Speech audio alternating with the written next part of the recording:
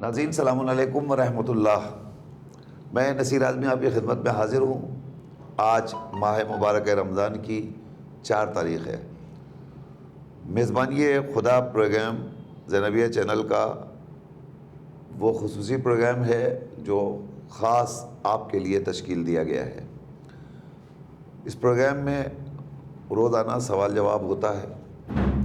جو حضرات بھی ہمارے اس پروگرام کا حصہ ہیں ان سے گزارش ہے کہ آپ اپنے جتنے بھی شرعی مسائل ہیں ماہ مبارک رمضان سے متعلق اسے آپ ابھی کال کر کے مولانا سے دریافت کر سکتے ہیں۔ آپ کے مسائل کے حل کے لیے روزانہ ایک مشہور و معروف عالم دین آپ کی خدمت میں حاضر ہوتے رہتے ہیں۔ آج بھی ہمارے درمیان حجت الاسلام والمسلمین علی جناب مولانا سید روح ظفر رضوی صاحب قبلہ تشریف فرما ہے۔ آئیے ہم آپ سب کی طرف سے اور اپنی طرف سے مولانا کا زینبیہ اسٹوڈیو میں خیر مقدم کرتے ہیں، استقبال کرتے ہیں۔ مولانا السلام علیکم ورحمۃ اللہ۔ وعلیکم السلام ورحمۃ اللہ۔ ناظرین، جیسا کہ آپ کے علم میں ہے کہ یہ پروگرام اس کا نام ہی میزبانی خدا رکھا گیا ہے، اس لیے کہ ماہ مبارک رمضان میں جتنے روزے دار ہیں وہ سب اللہ کے مہمان ہیں اور اللہ ان سب کا میزبان ہے۔ ظاہر ہے کہ یہ شرف بھی ہمارے لیے بہت بڑا ہے۔ پروردگار عالم اگر کسی کو مہمان بنا رہا ہے تو عظمتوں کے اعتبار سے، بزرگی کے اعتبار سے، بلندی کے اعتبار سے وہ کتنا عظیم ہوگا اس کا اندازہ بھی نہیں لگایا جا سکتا۔ سچ بات تو یہ ہے کہ معراج میں احمد کو شرف حق نے یہ بخشا، معراج میں احمد کو شرف حق نے یہ بخشا، اس رتبے کے حقدار بسط شان ہوئے ہم۔ سبحان اللہ۔ معراج میں احمد کو شرف حق نے جو بخشا، اس رتبے کے حقدار بسط شان ہوئے ہم، اور مہمان تھے اللہ کے وہ ماہ رجب میں، اس ماہ میں اللہ کے مہمان ہوئے ہم۔ واہ۔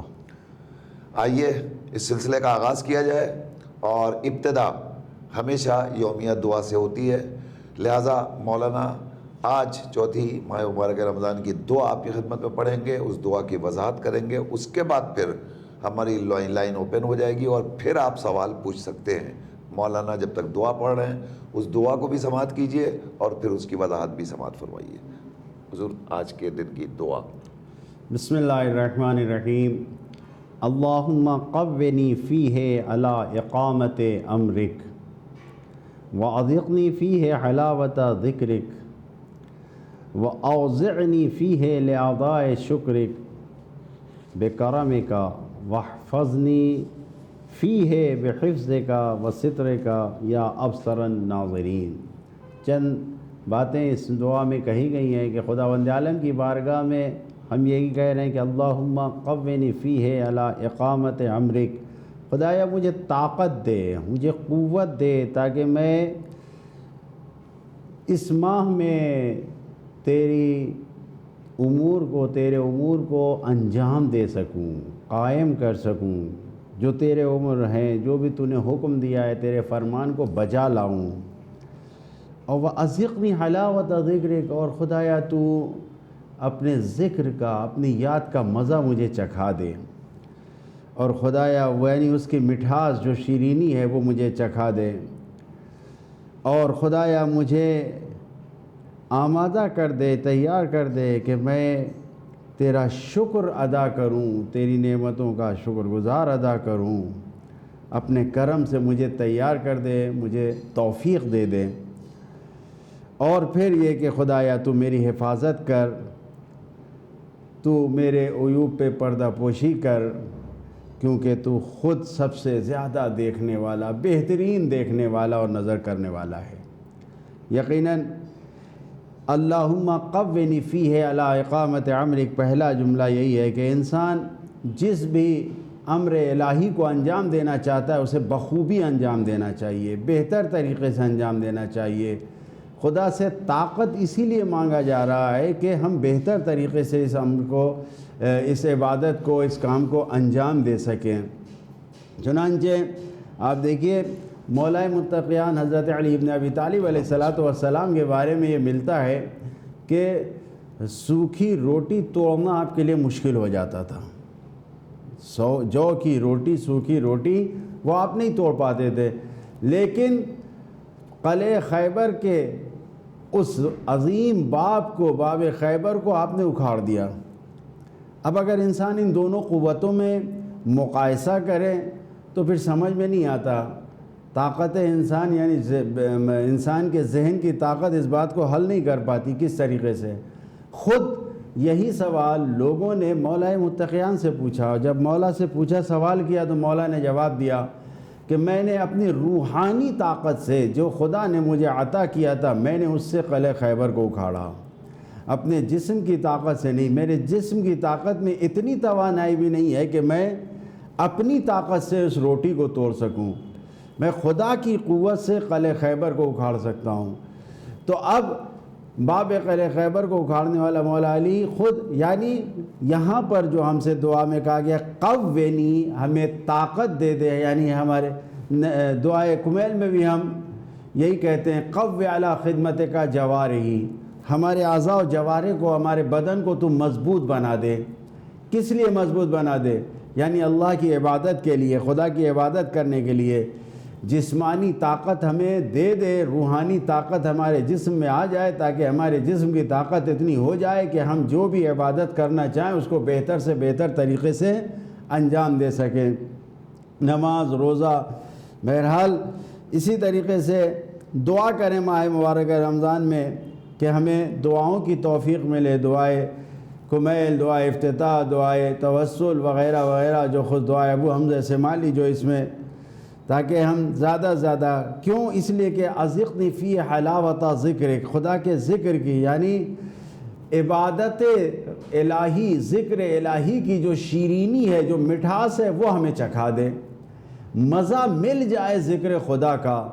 جب ذکر خدا کا مزہ مل جائے گا تو پھر دعائے افتتاح پڑھنے کا لطف آئے گا، دعائے ابو حمزہ سمالی پڑھنے کا لطف آئے گا. یہ سارے اعمال انسان بحسن و خوبی انجام دے سکتا ہے، بحسن و خوبی بہتر طریقے سے خدا کی بارگاہ میں پہنچ سکتا ہے اگر انسان اس کو انجام دے رہا ہے. کس سے؟ اللہ کی طاقت سے، جو اللہ نے طاقت دیا ہے. اور پھر خداوند عالم نے سے ہم اس دعا میں کہہ رہے ہیں وَأَعُوذِنِي فِيهِ لِأَدَاءِ شُكْرِكَ، اللہ کی کہ شکر، پروردگار ہمیں توفیق دے کہ ہم تیرا شکر ادا کر سکیں. شکر الہی، نعمت الہی کا شکر ادا کرنا یہی ہے. ایک ہم زبان سے کہتے ہیں شکر خدا، شکر خدا، شکرن للہ. اصل میں یہ حقیقت نہیں ہے شکر کی.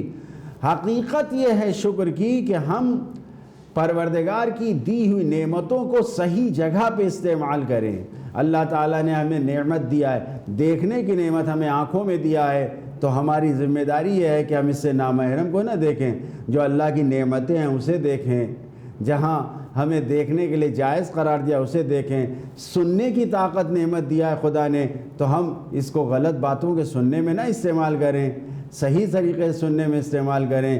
اسی طریقے سے سونگھنے کی طاقت، بولنے کی طاقت، چلنے کی طاقت، یہ ساری طاقتیں جو خداوند عالم نے ہمیں دیا ہے، اس کا شکر یہی ہے کہ ہم اس نعمتوں کو صحیح جگہ استعمال کریں، غلط راستوں میں استعمال نہ کریں.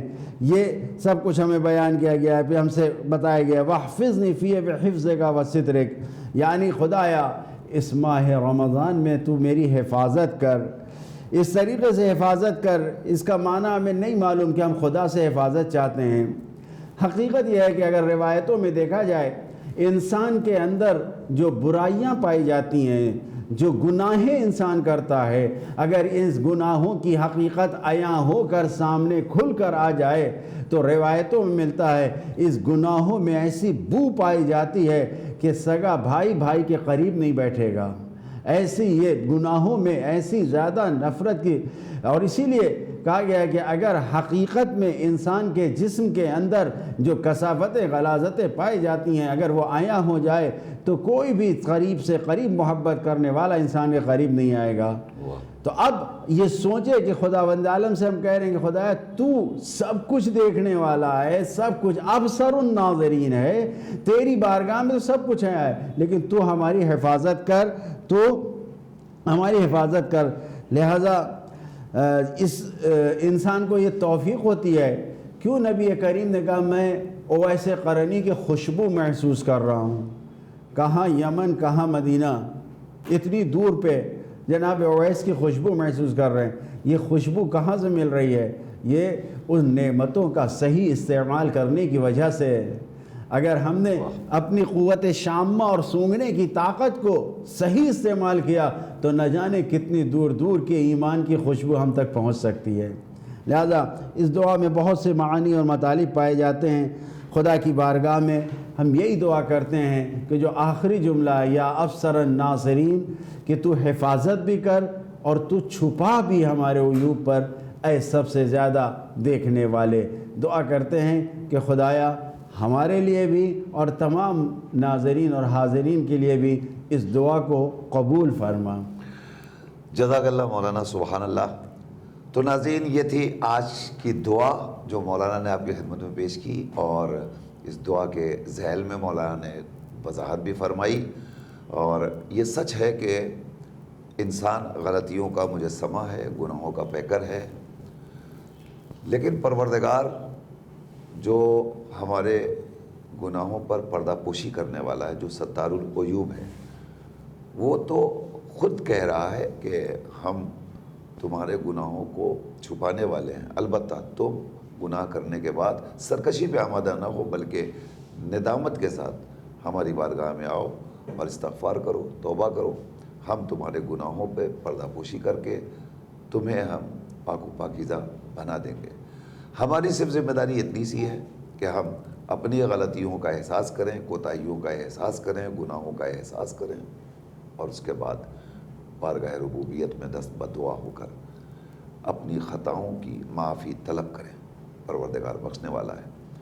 ناظرین، یہ مہینہ جسے پروردگار عالم نے اپنا مہینہ قرار دیا ہے، یعنی جسے شہر اللہ کہا گیا ہے، اس مہینے میں ہمیں زیادہ سے زیادہ دعائیں کرنی چاہیے، اور دعائیں مانگنے کی توفیق حاصل ہو اس کی بھی دعا کرنا چاہیے۔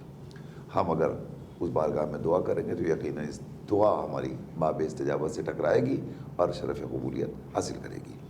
آئیے ناظرین، اب ہمارا وقت ہو گیا ہے۔ آپ کے پاس ہمارا نمبر موجود ہے، اسکرین پہ ہمارا نمبر موجود ہے۔ جو حضرات آج پہلی بار ہمارے اس پروگرام میں جڑے ہیں ان کی خدمت میں عرض کر دیں کہ آپ دیکھ رہے ہیں ٹی وی پہ نیچے سامنے ایک نمبر آ رہا ہے 9619648993۔ یہ نمبر جو ہے، اس نمبر پہ آپ ابھی کال کیجئے، ابھی کال کیجئے، اور آپ کا جو مسئلہ ہے آپ فون کر کے براہ راست اب پوچھ سکتے ہیں۔ آپ کا مسئلہ ہم تک آئے گا، ہم مولانا کی خدمت پہ پیش کریں گے اور مولانا آپ کو جواب دیں گے۔ البتہ یہ خیال رکھیے گا کہ یہ پروگرام ماہ مبارک رمضان سے متعلق ہے، لہذا کوشش یہی رہے کہ ہم احکام صوم سے متعلق سوالات کریں۔ روزہ کس پر واجب ہے، کب واجب ہے، مبطلات روزہ کیا کیا ہیں، کن چیزوں سے روزہ ٹوٹتا ہے، کن چیزوں سے نہیں ٹوٹتا ہے، ہمیں کیا کرنا چاہیے روزے کی قبولیت کے لیے۔ نماز کے مسائل آپ پوچھ سکتے ہیں۔ اس طریقے سے جو ماہ مبارک رمضان سے مربوط سوالات ہوں وہ آپ ابھی ٹیلی فون اٹھائیے اور کال کیجئے، اور ابھی اپنا مسئلہ مولانا کی خدمت میں پیش کیجئے۔ ہمارے پاس بہت سارے ناظرین ایسے ہیں جو پابندی کے ساتھ کال کرتے ہیں۔ کل بھی ہمارے پاس کافی کالز آئی تھیں، اور آج ہم امید کرتے ہیں کہ آج بھی اب آپ آمادہ ہو جائیں گے اور کال کریں گے۔ ہم انتظار کر رہے ہیں آپ کی کال کا۔ جس موبائل سے آپ دیکھ رہے ہیں پروگرام اس کو دیکھتے رہیے، بہتر یہ ہے کہ دوسرے موبائل سے آپ کال کیجئے تاکہ آپ اپنا سوال بھی سن پائیے اور آپ اپنا جواب بھی خود حاصل کر لیجئے۔ یہ پروگرام براہ راست نشر کیا جا رہا ہے۔ اس وقت زینبیہ اسٹوڈیو میں مولانا ہمارے ساتھ تشریف فرما ہے، اور یہ اسٹوڈیو سے پروگرام براہ راست نشر ہو رہا ہے، لہذا فون اٹھائیے اور کال کیجیے۔ آئیے، جب تک آپ کی کال آتی ہے میں آپ کی نمائندگی کرتے ہوئے مولانا کی خدمت میں چلتا ہوں. حضور، ہمارے موبائل پر ایک سوال آیا تھا اور وہ سوال کل میں نے آپ سے پوچھنا چاہا تھا مگر کل وقت نہیں ملا تھا، لہذا آج ہم یہ سوال آپ سے پوچھتے ہیں. کہ سوال یہ تھا کہ ایک شخص ہے جو مسلسل روزانہ ماہ مبارک رمضان میں مسافرت پہ جا رہا ہے، یعنی اس کی ڈیوٹی ہے، اور یہ ڈیوٹی اس کی تقریباً 100 کلومیٹر کے فاصلے پر آنا اور جانا دونوں ہے. روزانہ اس کو جانا ہے، تو ایسی صورت میں اس کے روزے کے لیے کیا حکم ہوگا؟ اور یہ صرف 1 مہینے کے لیے مستقل نہیں ہے یہ ڈیوٹی اس کی، تو کیا کرے گا وہ؟ روزہ رکھے گا یا اس کا روزہ قصر ہوگا؟ یقیناً سفر میں روزہ نہیں رکھ سکتے. مکتب اہل بیت، مکتب جعفری، فقہ اہل بیت میں یہ حکم ہے کہ سفر میں روزہ نہیں رکھ سکتے. اب اگر انسان اس کی تعویلیں کرے، توجیہیں کریں کہ سفر آسان ہو گیا، مشکل نہیں ہے، گھنٹے بھر میں آدمی کہاں سے کہاں پہنچ جاتا ہے، تو یہ 44 کلومیٹر، یہ سب وہ سوالات ہیں کہ جس کا جواب شریعت میں خود ائمہ معصومین علیہم السلام دے سکتے ہیں، ہم اور آپ نہیں. کیوں واجب کیا گیا ہے روزہ، اور کیوں سفر میں منع کیا گیا ہے، اور کیوں 44 کلومیٹر سفر ہے، یہ ساری حکمت خدا جانتا ہے. اب اگر ایسا سوال کہ کام ایسا ہے کہ روزانہ پورے ماہ مبارک رمضان میں 30 دن ہم کو آنا ہے جانا ہے، اور وہ بھی 100 کلومیٹر کا سفر ہے، تو اب اس میں کیا حکم ہے؟ کیا روزانہ آنے جانے سے ہم روزہ رکھ کے آئے جائیں؟ نہیں، کیونکہ صرف 1 ہی مہینے کا سفر ہے، 1 ہی مہینہ آنا جانا ہے، اور اپنے وطن سے، اپنے گھر سے باہر جا رہا ہے، اور جتنی شرعی مسافت ہے 44 کلومیٹر کی وہ طے ہو رہی ہے، لہذا روزہ نہیں رکھ سکتے. قصر ہوگا. اب ضروری ہے، کام ایسا ہے کہ ڈیوٹی ہے، سرکاری ڈیوٹی ہے، یا بہرحال رزق کا مسئلہ ہے، اور یا ذمہ داری کا مسئلہ ہے، رزق نہ بھی ہو ذمہ داری کا مسئلہ ہے، تو اب ذمہ داری کو جب پورا کرنا ہے تو لہٰذا ہم روزہ نہیں رکھ سکتے. ماہ مبارک کے بعد اس کی قضا کریں گے، جیسے بھی موقع ملے گا فوراً اس کی قضا کرنا ضروری ہے. کوئی اس کے اوپر فدیہ یا کفارہ نہیں ہوگا. بہت شکریہ حضور. ایک کال آ رہی ہے، اب لے لیتے ہیں. ہلو،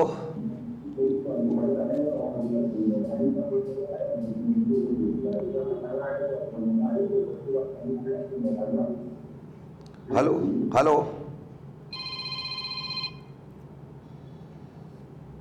ہلو، جی السلام علیکم. علیکم. جی مولانا صاحب، ایک کوشچن پوچھنا تھا جی. کہ اگر ہمارے جو زندگی کے پیچھے کے روزے ہیں، یعنی کہ ابھی جتنی زندگی گزر چکی ہے اس میں ہم نے بہت سے روزے نہیں رکھے ہیں اور اس کی تعداد ہم کو پتہ نہیں ہے، ہاں تو جی. ان روزوں کے لیے کیا ہوگا؟ کیونکہ مطلب یہ کہ بہت سے لوگ دیر میں مذہب کی طرف رجوع ہوتے ہیں اور اس کے بعد ان کو روزوں کی اہمیت پتہ چلتی ہے، تو جو روزے ان کے گزر چکے ہیں ان کے بارے میں کیا؟ جی جی، بہت اچھا سوال ہے آپ کا. اور کوئی سوال ہے آپ کا؟ جی بس اس وقت تو ٹھیک ہے. میں پوچھ سکتا ہوں آپ کہاں سے کال کر رہی ہیں؟ جی ہاں، فتح پور بارہ بنکی. اچھا، بارہ بنکی سے. ٹھیک ہے، بالکل انشاءاللہ. آپ ہمارا یہ پروگرام روزانہ 5 بجے سے 6 بجے تک لائیو آتا ہے. اس وقت آپ دیکھ رہی ہیں، ایسے ہی روزانہ آپ خود بھی دیکھیے اور دوسروں کو بھی مطلع کیجیے. مولانا ابھی آپ کو جواب دیں گے انشاءاللہ. آپ دیکھتی رہیے پروگرام. شکریہ. خدا حافظ. شکریہ. خدا.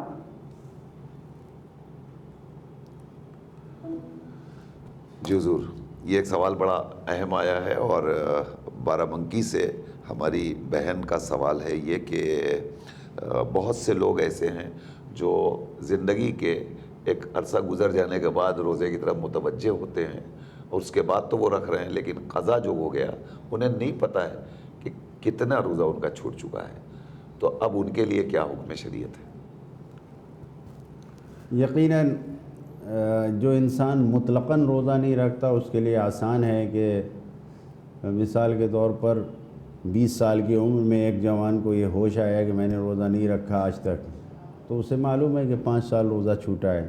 لیکن ایسا انسان جو دین میں تھوڑا بہت سہل انگاری کرتے ہوئے یعنی دین کے لیے بہت زیادہ اہتمام نہیں کیا جس نے، تو اب اس کے لیے مشکل ہو جائے گی. کبھی رکھ لیا ہے کبھی نہیں رکھا ہے، تو جو چھوٹا ہے وہ بھی نہیں پتہ، جتنا رکھا ہے وہ بھی نہیں معلوم. تو ایسے انسان کے لیے جتنی تعداد پہ یعنی جتنے فگر پہ یقین ہو جائے کہ اتنا ہی چھوٹا ہوگا اتنا ہی فرض کر لیں. مثال کے طور پر یہ سوچیں کہ ہم نے 15ویں سال میں 5 روزے رکھے تھے جی تو 25 چھوٹے ہیں، یا اس ہم نے کو 20 لکھ لیں. رکھے تھے 10 چھوٹے ہیں. تو لکھ لیں اتنے ہوں گے، یعنی جس طرف یقین کا پلڑا بھاری ہو جائے اس کو مان لیں، اس فگر کو، اس تعداد کو، جتنا چھوٹا ہے اس کو نوٹ کر لیں یا ذہن میں یادداشت کر لیں، اور اس طریقے سے ایک تعداد معین کر لیں اور پھر اس کو ایسے ہی ادا 16ویں کر لیں. برس، 17ویں برس، 18ویں جی برس، بالکل، اب تک جتنا چھوٹا ہے اس کو کاؤنٹ کرتے رہے. کاؤنٹ کر لیں اور جو تعداد نکلتی ہے اس کو، اور اس میں یقیناً اپنے اور خدا کے درمیان فیصلہ کریں. اور خداوند عالم رحم کرنے والا اور بخشنے والا ہے. جو بھی روزہ چھوٹا ہے اس کو جب بھرنے کی اور اس کو ادا کرنے کی نیت کر لے گا تو خدا قوت بھی دے گا اور خدا اجر بھی دے گا انشاءاللہ. تو مولانا نے جواب دیا کہ جب سے آپ کی توجہ اس طرف مائل ہوئی ہے کہ ہمارے قضا روزے ہمیں بھرنا چاہیے اور پورے کرنا چاہیے، اس وقت سے آپ ایک حساب لگائیے. ظاہر ہے کہ جس سے یہ احساس ہو رہا ہے کہ ہم کو قضا روزے رکھنے چاہیے، اس کا رابطہ براہ راست پروردگار سے ہے. لہذا اللہ نیتوں سے واقف ہے، وہ جانتا ہے کہ یہ بھرنا چاہ رہا ہے. اب اگر آپ نے فرض کر لیجئے کہ آپ کے 20 روزے چھوٹے تھے اور آپ نے یہ گمان کیا کہ ہمارے 15 ہی روزے چھوٹے ہوں گے، تو 15 تو آپ کو بہرحال رکھنا ہے. اس کے بعد اگر 2-4 کہیں چھوٹ چھاٹ گئے تو اللہ اسے بخش دے گا، اللہ معاف کرے گا. لیکن کوشش یہ کیجئے کہ یقین کی منزل میں آ جائیے کہ کتنے چھوٹے ہوں گے. اگر یقین کہہ رہا ہے کہ 20 روزے چھوٹے ہوں گے اور ایک دل کہہ رہا ہے کہ نہیں 15 ہی چھوٹے ہوں گے، تو اب آپ بہتر یہ ہے کہ 20 روزے رکھ لیجئے، اس لیے کہ اس 5 کو چھوڑ کر کے بلا وجہ کہیں نہ کہیں ایک ڈاؤٹ کریٹ ہوگا اور پھر پریشانی ہوگی. لہذا یقین کی منزل میں آ جائے انسان کہ ہم نے اپنی زندگی میں اپنے فرائض مکمل کر لیے، تو اس اعتبار سے جتنے چھوٹے ہیں اسے مکمل کر لیجئے. بہت شکریہ. یہ جو مسئلہ ہم لوگوں کا چل رہا تھا ٹریولنگ والا، سفر والا، جی. تو سفر جو ہے وہ 1 مہینے کے لیے ان کو کرنا ہے. تو اب کیا کریں گے؟ وہ روزہ نہیں ہے ان کا نا، نہیں ہے، روزہ نہیں ہے تو گھر سے کھا پی کر کے وہ آرام سے جائیں. نہیں ایسا نہیں ہے. احترام ماہ رمضان کی بنیاد پر یہ حکم دیا گیا ہے کہ انسان کا سفر کرنا یقینی ہے، اس کے باوجود بھی اپنے گھر سے اس وقت تک، اس حد تک جو حد ترخص کا جاتی ہے وہاں تک کچھ کھا پی نہیں سکتے. اس کے بعد خود بخود انسان کا روزہ نہیں ہے. اس وقت تک تو وہ روزہ ہے ہی ہے، بہرحال اسے احترام کرنا ہے اور روزے کا جو تقاضا ہے اسے پورا کرنا ہے. اب مثال کے طور پر کوئی 10 بجے صبح میں اپنے گھر سے نکل کے جا رہا ہے تو یہ 10 بجے تک کچھ کھا پی نہیں سکتا. یعنی 10 بجے تک روزہ واجب ہے اس پر. ہاں، اس وقت تک احترام واجب ہے، کچھ کھا پی نہیں سکتا. ہاں، جیسے ہی اپنی سرحد کے باہر گئے اس اب وقت روزہ اپنے ختم ہو ساتھ، گیا، ہاں اپنے ساتھ ختم ہو گیا تو بھوکے رہنے کوئی مطلب نہیں ہے. جی، کھا پی سکتے ہیں اور کوئی مشکل نہیں ہے. ان کو کیا کرنا ہوگا بعد میں؟ قضا کریں جیسے جیسے، یعنی جس دن بھی گھر میں ہے انسان اور ایک ایک کر کے قضا کرے.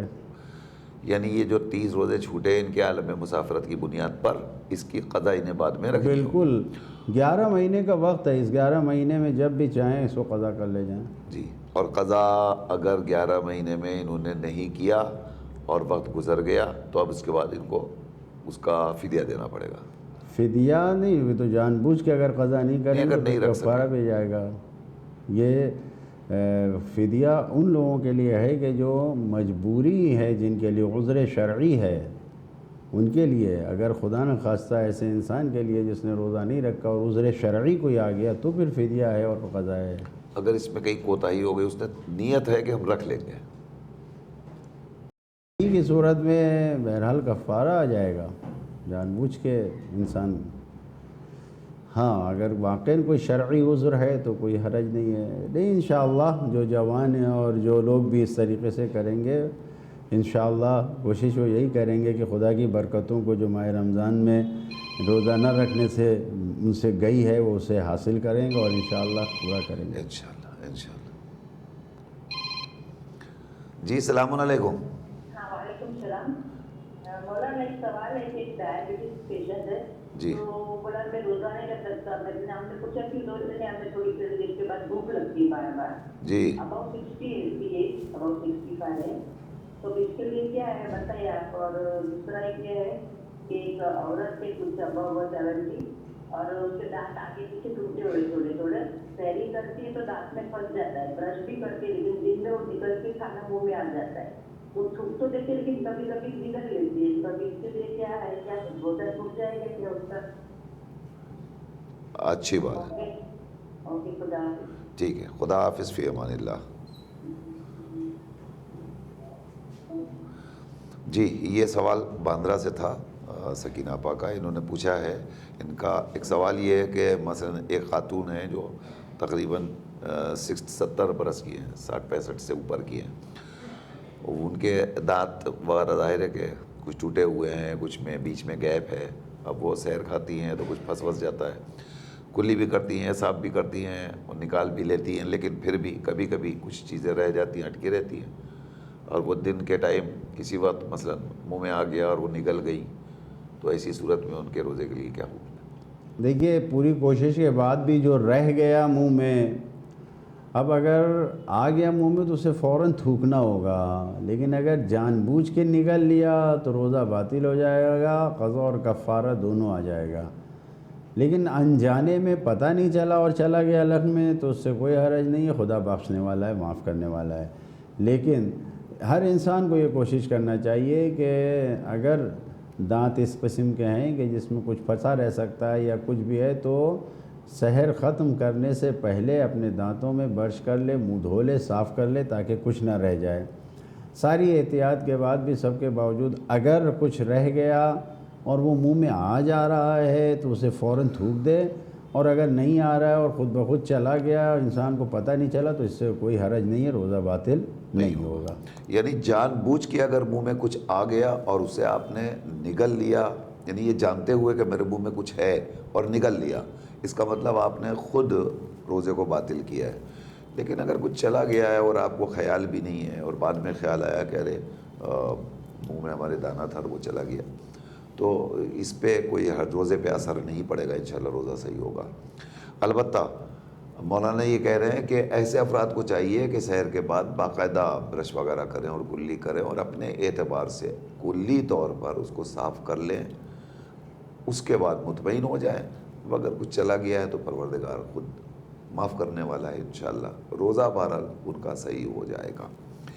انہی کا دوسرا روزہ کہ شوگر پیشنٹ ہے، 60 ایئرس سے ابو ہیں، وہ کہتے ہیں کہ ہم کچھ کھا نہیں سکتے، پی نہیں سکتے، ارے وہ بھوکے نہیں رہ سکتے، کھانا پینا ضروری ہے، ایسی صورت میں ہم کیا کریں؟ ظاہر سی بات ہے یہ ایک ایسا مرض ہے اور بیماری ہے، ایسی پریشانی ہے جو بہت سے لوگوں کو ہے، تو اس میں نسبتاً ہر انسان کو اپنے ذمہ داری پہ عمل کرنا ہوگا۔ جو ڈاکٹر کہے اس کو مانا، اگر ڈاکٹر یہ کہہ رہا ہے، البتہ بھروسے مند ڈاکٹر، اگر وہ ہم سے یہ کہہ رہے ہیں کہ آپ کو مثلاً ہر 2-4 گھنٹے پہ کچھ کھانا پڑے گا، پینا پڑے گا، تو ظاہر سی بات ہے کہ پھر روزہ نہیں رکھ سکتے۔ لیکن اگر کوئی ڈاکٹر کہہ رہا ہے کہ صبح میں سحری کیجئے اور یہ دوا لے لیجئے اور پھر افطار کے وقت فوراً یہ دوا لے لیجئے اور ایسے کر لیجئے یا روزہ رکھیے، اگر آپ کی کنڈیشن کچھ ایسی ہوتی ہے، کچھ ڈاکٹر بتا رہے ہیں، تو ایسی صورت میں پھر جو ہے جو مشورہ ڈاکٹر دیں اس کے اوپر عمل کرنا ہوگا اور اس کے مطابق روزہ رکھنا۔ یہاں پر شریعت نے جو ہم کو پاور دیا ہے وہ اپنے معالج، اپنے ڈاکٹر سے ہم مشورہ کریں، خود سے ہم فیصلہ نہیں کر سکتے. جو ڈاکٹر کہے اس کے فیصلے کے مطابق عمل کریں. ڈاکٹر منع کرے تو روزہ نہ رکھیں. ڈاکٹر کہے کہ ہاں ان شرطوں کے ساتھ رکھ سکتے ہیں تو روزہ رکھیں. ٹھیک ہے. تو یہ فیصلہ خود نہیں کیا جا سکتا کہ ہم شوگر مریض ہیں, ہمیں بھوک لگتی ہے, ہمیں کچھ کھانا چاہیے, اس لیے ہم روزہ نہیں رکھیں گے. نہیں, آپ ڈاکٹر سے رجوع کیجئے, مشورہ کیجئے. اگر ڈاکٹر کہتا ہے کہ نہیں آپ کی صحت کے لیے نقصان دہ ہے تو آپ روزہ نہ رکھیے. لیکن اگر ڈاکٹر کہتا ہے کہ آپ کے اندر قوت ہے اور آپ رکھ سکتے ہیں تو یقیناً روزہ واجب ہے, آپ کو رکھنا پڑے گا. البتہ یہاں پہ ایک مسئلہ بیان کرتے کہ ڈاکٹر بھی ایسا ہونا چاہیے کہ خدا ترس ہو, یعنی دنیا پرستی والا ڈاکٹر نہ ہو کہ وہ تو یہ چاہے خدا نہ خواستہ شیطان کی پیروی کرتے ہوئے کہ یہ کیوں یہ عبادت انجام دے. ایسا نہ ہو. بعض جگہوں پر ایسا دیکھا گیا ہے کہ ڈاکٹر چاہتا ہی نہیں کہ کوئی روزہ رکھے, تو سب سے یہ کہتا ہے جتنے بھی شوگر پیشنٹ نہیں روزہ رکھنا منع. ایسا ڈاکٹر نہ ہو, بلکہ اپنے کمیونٹی اور اپنے بھروسے کا جو ڈاکٹر ہو اس سے رائے مشورہ کریں.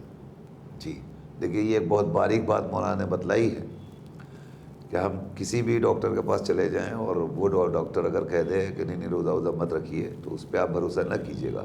آپ کے اندر خود قوت محسوس ہو رہی ہے, طاقت محسوس ہو رہی ہے, آپ رکھ سکتے ہیں روزہ, ظاہر ہے کہ واجب ہے. اور کسی ڈاکٹر کے پاس آپ گئے, اس نے کہا کہ آپ روزہ رکھتے ہیں, آپ نے کہا ہاں, نہیں روزہ مت رکھیے آپ کے لیے نقصان دہ, تو یہ سوچ کر کے آپ نے چھوڑ دیا. تو ایسے آپ حکم مطلب اس منزل میں یہ حکم ہے کہ نہیں آپ اس کی باتوں پہ عمل نہ کیجیے.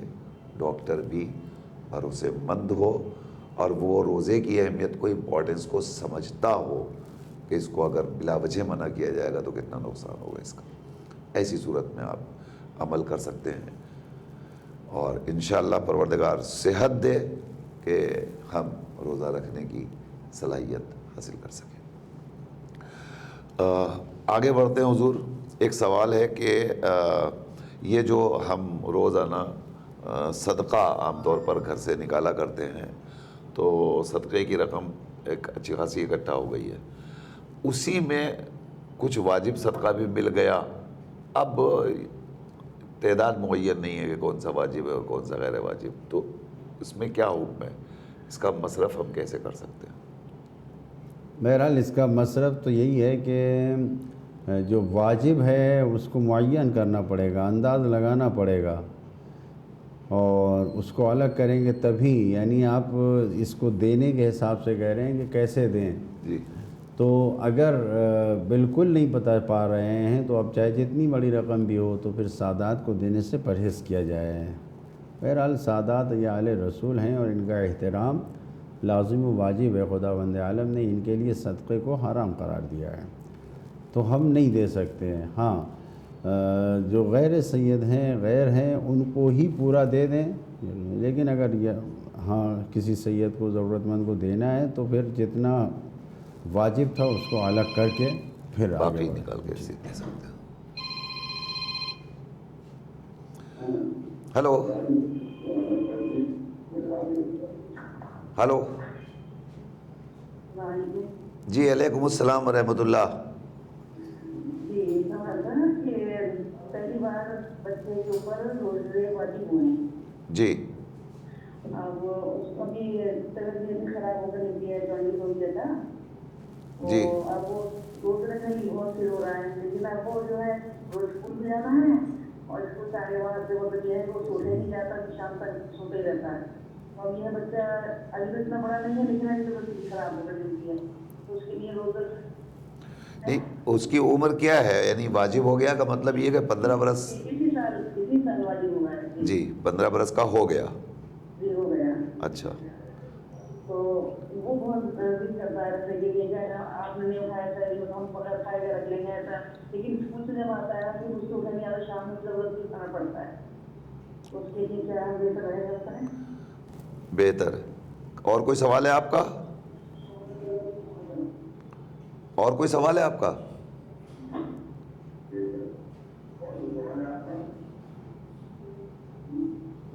ٹھیک, بہتر ہے مولانا, آپ کو جواب دے رہے ہیں انشاءاللہ.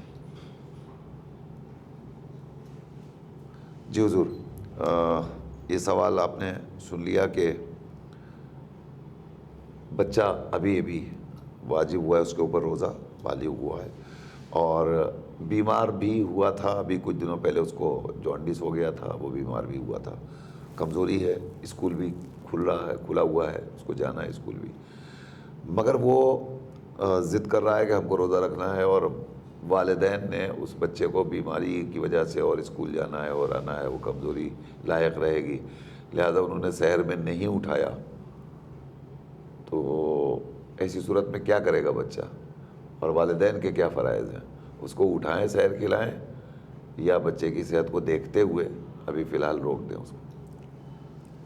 یقیناً ایسے مسئلے کہیں بھی پیش آ سکتے ہیں کسی بھی گھر میں، اور کوشش تو یہی کرنا چاہیے کہ بچہ روزہ رکھے اور اس کو روزہ رکھوائیں، لیکن یہ کہ یقین ہے، اور جیسے کہ جانڈس ہو گیا یا اس قسم کی بیماری کچھ ہو گئی ہے، اور اس کی صحت کے لیے اگر ڈاکٹر کہہ رہے ہیں کہ نہیں نقصان دہ ہے، اس کو مثلا ہر تھوڑی دیر پہ 2-4 گھنٹے پہ کچھ کھانا پینا چاہیے، تو یہ ایک مجبوری ہے اور یہ عذر شرعی ہے، لہذا اس صورت میں روزہ نہ رکھوائے۔ لیکن اگر صرف یہ سوچ کے کہ اسکول جاتا ہے اور کمزور ہو جائے گا اور شام تک برداشت نہیں کر پائے گا، تو ان چیزوں کی وجہ سے روزہ نہیں چھوڑوایا جا سکتا ہے۔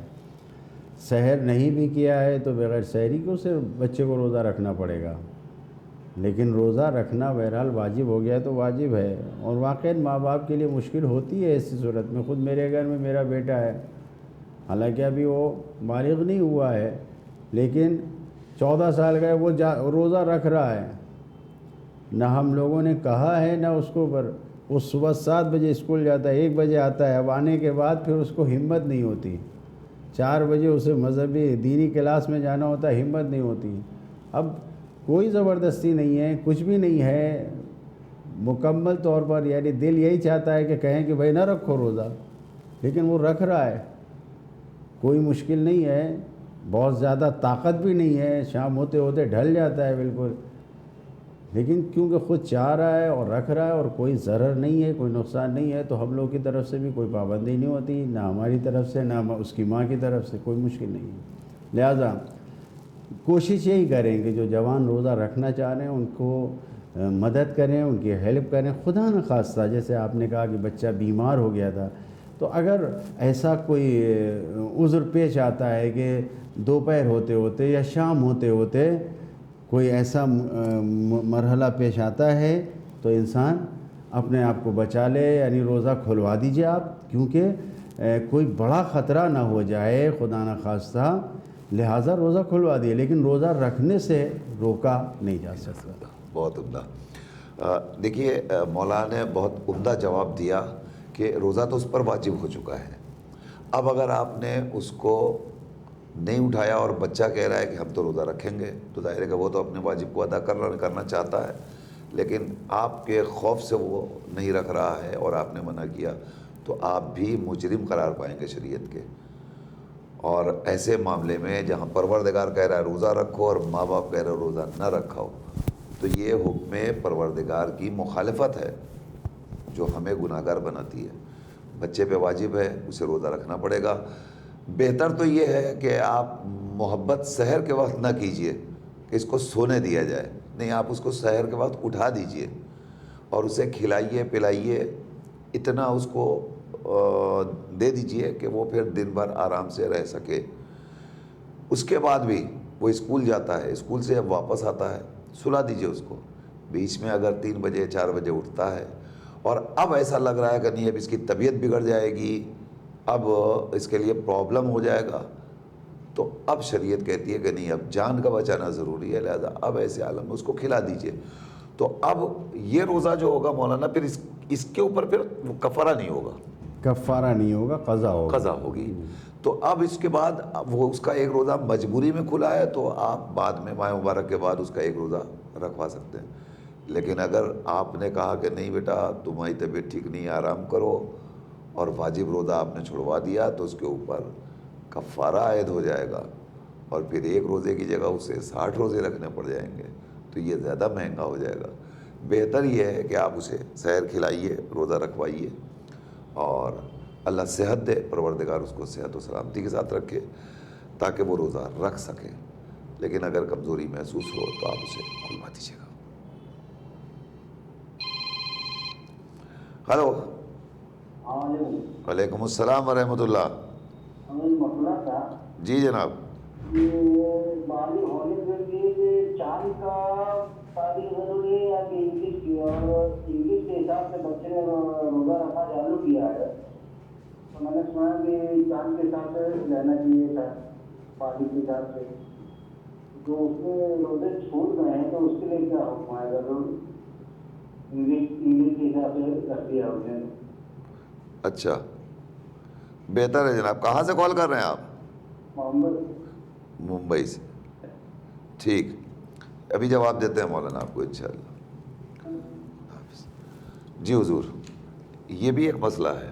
عام طور پہ انگریزی تاریخ کے اعتبار سے برتھ ڈے منائی جاتی ہے, اور اب ہم انگلش اعتبار سے 15 ایئرس کے ہوئے, اور عربی مہینے کے اعتبار سے ہم 6 مہینہ پہلے ہو چکے ہیں. 6 مہینہ پہلے جب ہم ہو چکے ہیں بالغ اور ماہ مبارک رمضان گزر گیا ہے, ہم تو 6 مہینے کے بعد برتھ ڈے منا رہے ہیں. تو ایسی صورت میں اس کے لیے کیا حکم ہے شریعت کا؟ شریعت کا حکم واضح ہے. تمام مراجع جس کی ہم تقلید کرتے ہیں اس کے توضیح المسائل میں جا کے دیکھ لیں. چاند کے اعتبار سے 15 سال پورا ہونا ضروری ہے, انگریزی تاریخ سے نہیں. چاند کے اعتبار سے یعنی جو 10 دن کا فرق آ جاتا ہے ہر سال, وہ فرق باقی رہے گا. روزہ واجب ہونے کے لیے چاند کے اعتبار سے, قمری اعتبار سے 15 سال جس دن مکمل ہو گیا, اس کے بعد جو پہلا ماہ رمضان آئے گا روزہ واجب ہو سکتا ہے کہ کوئی 28 ماہ رمضان کو اس کے 15 سال پورے ہوئے تو 27 تک تو اس کے اوپر واجب نہیں تھا, لیکن 28 کو اس کا 15 پورا ہوا تو 28واں ہی روزہ واجب ہو جائے گا. 29واں ہی 2 ہی 3 روزے واجب ہوں گے. لیکن معیار چاند کا ہے, چاند کے اعتبار سے البتہ بہت زیادہ فرق نہیں آئے گا. 10 دن کے یعنی 150 دن کا فرق آئے گا 15 سال میں. تو اب اس 150 دن میں بہرحال 6 مہینہ تو ہو ہی گیا, 5 مہینہ. تو 5 مہینے کے لیے جو ہے وہ انسان توجہ کریں. جب انگریزی اعتبار سے 15ویں سالگرہ منانے سے پہلے 14ویں ہی سالگرہ کے بعد تمام والدین اس بات کا خیال کریں کہ چاند کے حساب سے 15 پورا ہونے والا ہے اور ماہ رمضان کب آنے والا ہے. روزے, نماز, ان چیزوں کی پابندی کرائیں. اسی لیے عرب ممالک میں مثلا سید ابن طاؤس رضوان اللہ تعالی علیہ, ان کے حالات زندگی میں ملتا ہے کہ جب ان کا بیٹا بالغ ہوا تو 15 سال کی عمر میں, بیٹیاں بالغ ہوئیں 9 سال کی عمر میں, باقاعدہ انہوں نے ایک جشن کا اہتمام کیا اور اس کو جشن تکلیف کہا. یعنی بچہ خدا کی عبادت کرنے کے لیے لائق ہو گیا, اس اعتبار سے ایک جشن منایا گیا. 9 سال کی, چنانچہ ایران میں میں نے دیکھا کہ 9 سال کے بچے جتنے بھی ہوتے ہیں, کیونکہ وہاں پر سسٹم ایسا ہے کہ تعلیمی اس میں ہر بچہ معافی چاہتا ہوں, تعلیمی نصاب میں ہم عمر بچے ایک ساتھ پڑھتے ہیں. تو 9 سال کی جتنی بچیاں ہوتی ہیں خود اسکول کی طرف سے, بلکہ وزارت تعلیم کی طرف سے اس شہر کی ساری 9 سال کی بچیوں کے لیے ایک بہت بڑا کسی بڑی جگہ پر مصلی امام جمعہ, نماز جمعہ میں کہیں پر ان کا جلسہ ہوتا ہے. کوئی بڑے عالم, کوئی بڑے وزیر, کوئی آتے ہیں, ان کو بچوں کو تحفے دیتے ہیں, اور ایک احساس ان کے اندر جگ جاتا ہے کہ ہم آج سے بالغ ہو گئے اور آج سے ہم خدا سے ڈائریکٹ باتیں کریں گے نماز کے ذریعے, روزے کے ذریعے. یہ سارے احساس ہوتا ہے, ایک اچھا خوشحالی کا ماحول ہوتا ہے. بچیوں کو چادر دی جاتی ہے نماز کی, اس طریقے سے جیسے جیسے ہوتا ہے. تو یہ ایک اچھا کلچر ہے, اس کو ہمیں رائج کرنا چاہیے اپنے گھروں میں, خاندان میں, کہ اگر 9 سال کی بچی ہو رہی ہے تو 9 سال پورا ہونے پہ ایک خاص اہتمام کر کے اس کو احساس دلایا جائے, اس کو بتایا جائے, ہدیے اور تحفے کے ذریعے بتایا جائے کہ اب تم کس منزل پہ پہنچ گئی ہو. یا 15 سال کا بچہ ہوا تو اس کو ہدیے تحفے دے کر, گفٹ دے کر یہ احساس دلائیں, بتائیں کہ اب تم بالغ ہو گئے, تم مرد ہو گئے, اس قابل ہو گئے کہ خدا کی عبادت ڈائریکٹ کر سکو. تو بہرحال اس کے اوپر سب کو توجہ کرنا ضروری ہے. بہت عمدہ جناب. ایک کال اور لے لیتے ہیں. ہلو.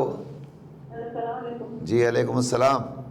مولانا ایک لڑکا ہے جو بی پی کا پیشنٹ ہے, ہائی بلڈ پریشر کا, جی تو وہ نماز بھی کبھی کبھی پڑھتا ہے اور روزہ بھی بولا میں نہیں رکھ سکتا ہوں, تو اب اس کے لیے کیا کمائی بھی اتنی نہیں تو کفارہ نکالے یا کیا دینا پڑے گا اس کو, کفارہ یا فدیہ؟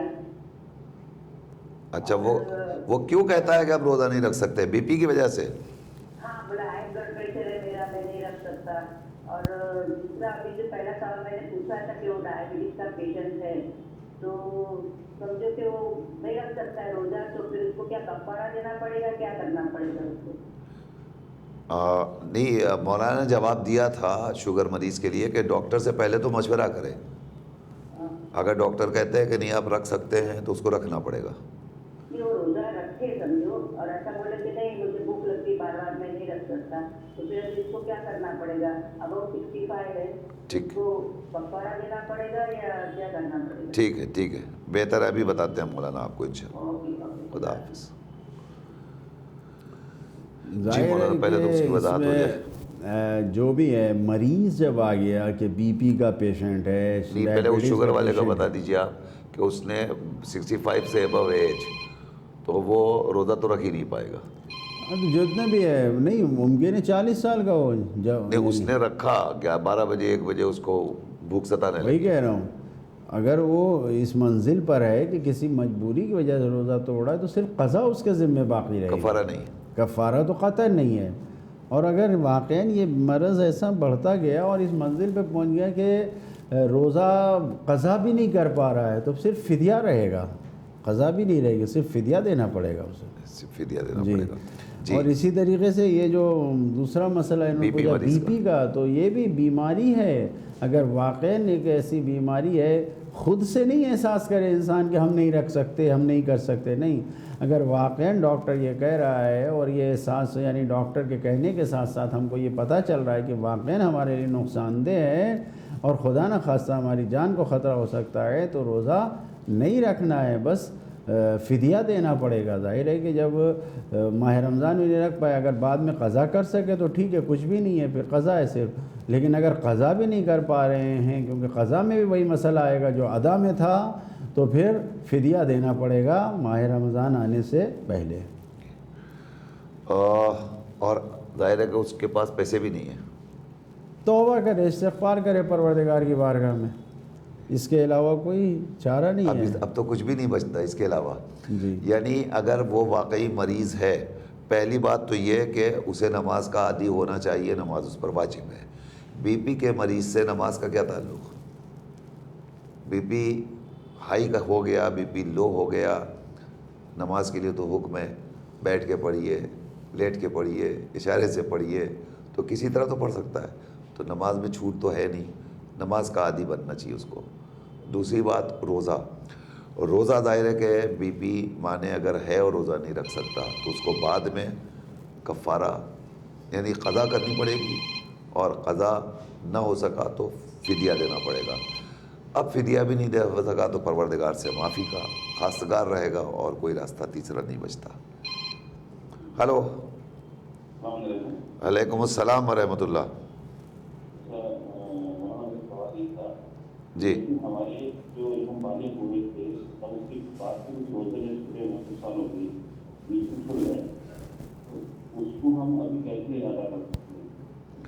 اچھا, تو بس یعنی جو روزے چھوٹے تھے اس کو کیسے پورے کریں؟ جی جی, جو پرانے روزے جیسے جو ہم بالغ ہوئے کچھ تو رکھے, کچھ بیچ میں چھوٹ گئے, ایسے ہی کئی سالوں تک چھوٹتے رہے, رکھتے رہے. جی جی, تو ان روزوں کو ادا کیسے کیا جائے؟ ٹھیک ہے. اور کوئی دوسرا سوال آپ کا؟ دوسرا سوال میرا یہ تھا کہ ابھی آپ نے بتایا کہ لڑکے میں اور لڑکی میں 6 سال کا فرق ہے بالغ ہونے, 9 سال کی لڑکی اور 15 سال کا لڑکا. جی, تو اس کا ایسے بڑھانے میں کیا ڈفرینس ہے, کتنا ڈفرینس ہے لڑکی میں, اچھا کیوں آیا؟ اچھا, ٹھیک. اور کوئی سوال؟ جی, کہاں سے کال کر رہے ہیں جناب آپ؟ جی پونا سے. پونا سے بول رہے ہیں, اچھا, بہتر ہے. انشاءاللہ ہمارا یہ پروگرام روزانہ حسب دستور 5 بجے سے 6 بجے تک چلتا ہے. ہم امید کرتے ہیں کہ انشاءاللہ آپ اسی طریقے سے ہم سے جڑے رہیں گے اور مسائل دریافت کریں گے. کبھی کبھی جی, تبلیغ بھی ہے کہ ابھی ہمارے یہاں نہیں آ رہا, पे चलता है, मैं कंटिन्यू में कॉल भी कर रहा हूँ लगे पे, जी मगर वो कवर वो नहीं आ पा रहा। नहीं, वो यहाँ से تو جا رہا ہے, آپ کا کیبل آپریٹر اگر نہیں دے رہا ہے تو وہ مسئلہ تو یہاں سے حل نہیں ہو پائے گا, اس سے بات کرنی پڑے گی. البتہ یوٹیوب پہ بھی آ رہا ہے براہ راست, آپ اسے بھی دیکھ سکتے ہیں. اور آپ کے سوال سے جو دوسرے سننے والے ہیں ان کا بھی فائدہ ہوتا ہے, لہٰذا مسائل ضرور پوچھیں. الحمدللہ اچھے سوالات آپ نے کیے ہیں, مولانا بھی آپ کو جواب دے رہے ہیں. خدا حافظ.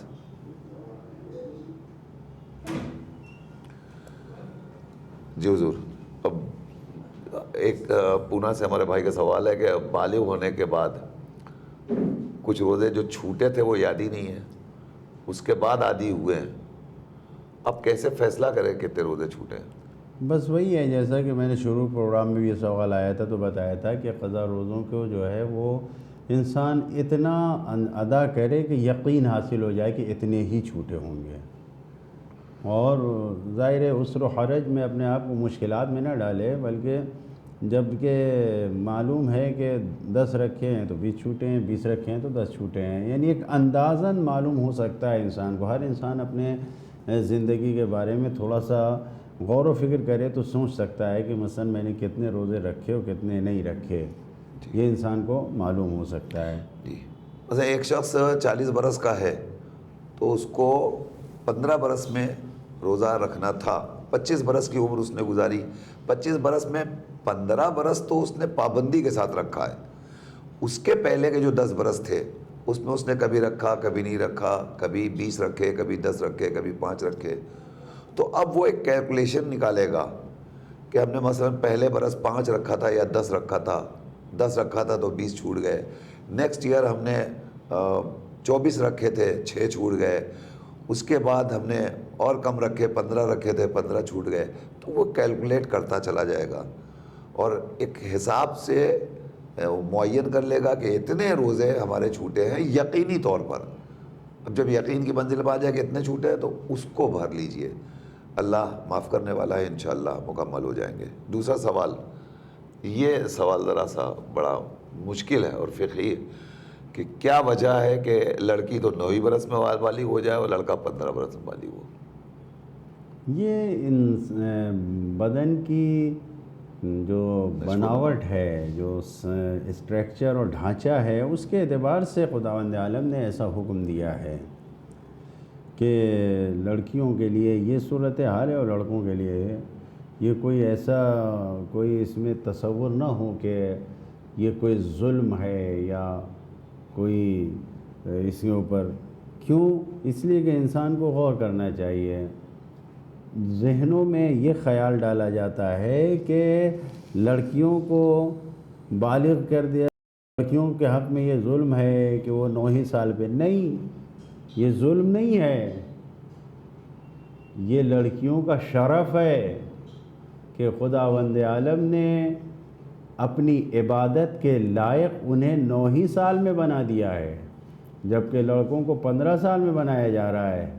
یعنی خداوند عالم سے قربت اور خداوند عالم سے کی عبادت کی لذت کی جو اہمیت ہے, جو قربت ہے, وہ لڑکیاں پہلے حاصل کر رہی ہیں. یہ شرف ہے ان کے لیے, یہ لڑکیوں کے لیے شرف ہے کہ وہ 9 سال میں اس منزل پر پہنچ گئیں کہ جس منزل میں لڑکے 15 سال میں پہنچ رہے ہیں. واہ جی, یہ غور قابل غور ہے. جی, تو یہ کوئی ظلم نہیں ہے, یہ کوئی ان کے ساتھ ناانصافی نہیں ہے, بلکہ یہ ان کے جسم کی بناوٹ اس اعتبار سے ہے کہ خداوند عالم نے ایسا سسٹم رکھا ہے کہ جس کی بنیاد پر وہ 9 سال میں بالغ ہو جاتی ہیں اور واقعاً ان کی عقل اس کمال اور منزل تک پہنچ جاتی ہے کہ وہ اللہ کی مکمل عبادت کو 9 سال میں انجام دے لیتی ہیں, جبکہ جوان لڑکا 15 سال کی منزل میں اس منزل تک پہنچ پاتا ہے. واہ, جزاک اللہ. تو یہ تو بہت بڑے شرف اور سعادت کی بات ہے کہ اللہ چاہتا ہے کہ خواتین اور لڑکیاں جلدی ہمارے قریب ہوں اور عبادت کا شرف حاصل کریں.